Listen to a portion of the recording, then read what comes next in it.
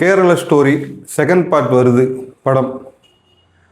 அந்த படத்திற்கு எதிர்ப்பு தெரிவித்து இங்கே உள்ள அடிப்படைவாத முஸ்லீம் அமைப்புகள், முன்னாள் பயங்கரவாத இயக்கத்திலேருந்து இப்போ வந்தவங்க, இந்த தடை செய்யப்பட்ட பயங்கரவாத இயக்கமான பிஎஃப்ஐலேருந்து பிரிஞ்சு அரசியல் அமைப்பு நடத்திட்டு இருக்கிறவங்க, அதோட அரசியல் அமைப்பாக இருக்கிறவங்க, இவங்கெல்லாம் வந்து பார்த்திங்கன்னா இதுக்கு எதிர்ப்பு தெரிவிச்சிருக்காங்க. நம்ம பினராயி விஜயன், கேரளாவோட முதலமைச்சர், இவங்கெல்லாம் வந்து அந்த படத்துக்கு எதிர்ப்பு தெரிவிச்சிருக்காங்க. முதல் பார்ட் வரும்போதே பார்த்திங்கன்னா நம்ம தமிழகத்தில் வந்து பார்த்திங்கன்னா ஒரு நாள் தான் திரையிட வச்சாங்க அந்த படத்தை. சரி, இவங்கெல்லாம் எதிர்க்கிற அளவுக்கு அந்த படத்தில் என்ன இருக்குது அப்படின்னு பார்த்தீங்கன்னா உண்மை மட்டும்தான் இருக்குது. இதை சொல்லுவாங்கள்ல, உண்மை சுடும்பாங்க. இந்த உண்மை என்ன செய்யணும்னா அவங்களோட போலி அந்த பயங்கரவாதிகளின் முகத்திரையை கிழிக்குது. அதுதான் இவங்க பயப்படுறாங்க. அவங்களோட அந்த உண்மையான அந்த அமைதி மார்க்கத்தின் உண்மையான முகத்தை காட்டுது. அதுக்கு தான் பயப்படுறாங்க. சரி, இது பொய் அப்படின்னா 2009 கேடி சங்கரன் அப்படின்ட்டு ஒரு வழக்கில் வந்து, அதாவது டிஜிபியோட பொண்ணு மதமாற்றி முஸ்லீமாக மதமாற்றி அந்த பெண்ணை வந்து மூளைச்சிலவை செய்து வெளிநாட்டுக்கு அனுப்ப இருக்கும்போது கைது செய்யப்பட்டு அந்த பெண் வந்து அப்பாவுக்கு எதிராக சாட்சி சொல்லிச்சு.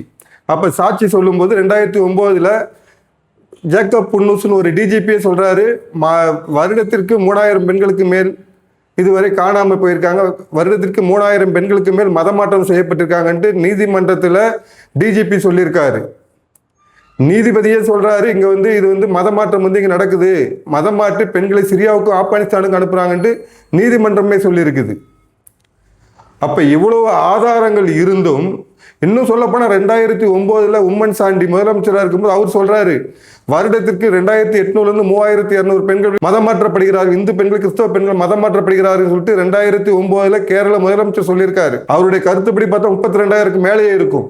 வருஷத்துக்கு 2800 3200 பார்த்துக்கிடுங்க. முதலமைச்சராக இருந்தவர் சொல்லியிருக்காரு, கேரள முதலமைச்சராக இருந்தவர் சொல்லியிருக்காரு, கேரள டிஜிபி சொல்லியிருக்காரு, கேரள நீதிமன்றத்தின் நீதிபதி சங்கரம் சொல்லியிருக்காரு, நீதிமன்றம் சொல்லியிருக்குது இங்கே வந்து மதத்தை வைத்து இது ஆள் பிடிச்சிட்டு இருக்காங்க, ஆப்கான் சிரியா நாடுகளுக்கு அனுப்பிட்டு இருக்காங்க அப்படின்னு சொல்லிட்டு.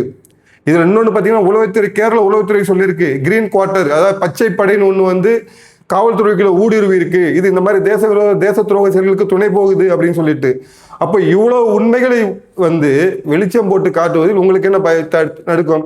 நீங்கள் தப்பே பண்ணலாம், அமுக்கிட்டு பேசாமல் இருக்க வேண்டியது தானே. தப்பு பண்ண போய் தானே பதறீங்க.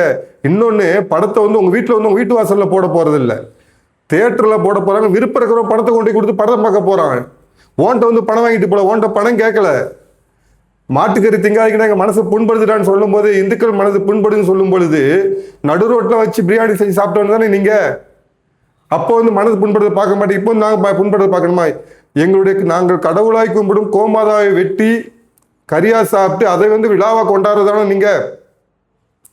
நாங்கள் எப்போ மனசு புண்படுறது அப்போல்லாம் வந்து அந்த இது பெண்கள் கலாச்சாரம் பாதிக்கப்படுதுன்னு சொல்லும்போது நடுரோட்டை வச்சு உதட்டோட முத்தம் கொடுத்தவங்க தானே நீங்கள்.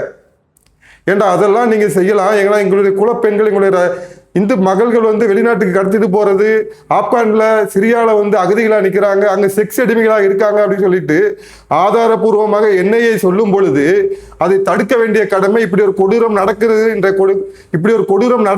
நடக்கிறது என்பதை எங்களுடைய இந்து மகளுக்கு காட்ட வேண்டிய உரிமை, கடமை ஒவ்வொரு இந்துவுக்கும் இருக்குது. அந்த 32,000 பெண்கள் அங்கே போய் இருக்காங்க பார்த்தீங்களா, 32,000 பெண்களுக்கு மேலே கடத்தப்பட்டு செத்துருக்காங்க பார்த்தீங்களா. அந்த பெண்களில் உங்கள் வீட்டில் ஒருத்தியாக இருந்தால் பேசாமல் இருப்பீங்களா?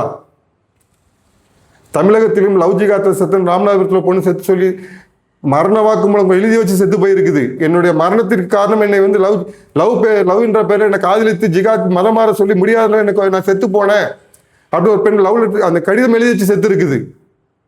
அப்போ இவ்வளோ கொடூர கொலைகளுக்கும் யார் பொறுப்பேற்க போறீங்க?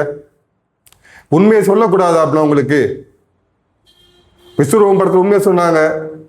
ஏண்டா இன்னொன்று, முஸ்லீம்களை பயங்கரவாதிகளாக காட்டுறீங்கன்னு சொல்கிறீங்க. சரி, ஆப்கானில் குண்டு வைக்கிறது யாரு? இங்கே பாகிஸ்தானில் குண்டு வைக்கிறது யாரு? ஈரானில் குண்டு வச்சது யாரு? இந்தியாவில் குண்டு வச்சது யாரு? தாஜ் ஹோட்டலில் தகர்த்தது யாரு? குண்டு வச்சவெல்லாம் முஸ்லீம் சொல்லக்கூடாது. ஆனால் குண்டு வச்சு மாட்டினோம் பூரா முஸ்லீமாக தான் இருக்கான். ஆக உங்களுடைய முகத்திரைகள் ஒவ்வொரு முறை கிழிக்கப்படும் போது நீங்கள் கூக்குரல் வைத்து வழக்கமாக வச்சுட்டு இருக்கீங்க. இந்த ஓட்டு பிச்சை எச்சை அரசியல்வாதிகள் உங்களுக்கு பின்பற்றத்தில் இருக்காங்க, தைரியத்தில் பண்ணிட்டு இருக்கீங்க. நீங்கள் இவங்களுக்கு பினராயி விஜயனுக்கும் சரி, மு.க. ஸ்டாலினுக்கும் சரி, மேற்கு வங்காளத்தில், தமிழகத்தில், கேரளாவில் இவங்களுக்குலாம் வந்து பார்த்தீங்கன்னா இந்து பெண்களின் பாதுகாப்பு முக்கியமா, முஸ்லிம்களின் ஓட்டு முக்கியமான்னு கேட்டால் கண்ணை மூடிட்டு முஸ்லீம்கள் ஓட்டு தான் எங்களுக்கு முக்கியம். எத்தனை இந்து பெண்கள் காணாமல் போனாலும் சரி, எத்தனை பெண்கள் பலியானாலும் சரி, எத்தனை பெண்கள் கற்பழிச்சு கொண்டாலும் சரி, என்ன வேணாலும் பண்ணிட்டு போட்டும். மம்தா பானர்ஜி எப்படி செஞ்சுட்டு இருக்காங்க உட்காந்துக்கிட்டு. அந்த வழியில் இங்கே வர்றாங்க. மிரட்டல் மூலம் எந்த ஒரு கருத்து சுதந்திரத்தையும் தடுக்க முடியாது. உங்ககிட்ட பணம் கேட்கல படம் பார்க்கறதுக்கு, உங்ககிட்ட உங்க வீட்டு வாசல் படம் போட்டு காமிக்கல. எங்களுடைய விருப்பம், எங்களுடைய இது, நாங்கள் படத்தை கொடுத்து நாங்கள் போய் படத்தை பார்க்க போறோம். முடிஞ்சா கூட பாரு, உண்மையை ஒத்துக்கிட்டு ஆமா இப்படி நடக்குது, இனிமேல் தவறை நாங்கள் திருத்திக் கொள்கிறோம், இனிமேட்டு இந்த மாதிரி தவறுகளை நடக்க விடாமல் பார்த்துக் கொள்கிறோம் அப்படின்ற மனசோட வரைக்கும் படம் பார்க்கவா. நீ உண்மையை நீ தடுக்கிறதால உண்மை யாரும் நிறுத்திட முடியாது. உன்ன மாதிரி ஆளுங்க குலைக்கிறதுனாலையோ இல்லை உன்ன மாதிரி ஆளுங்க கை நிட்டுறதுனாலையோ சூரியனை தடுக்க முடியாது.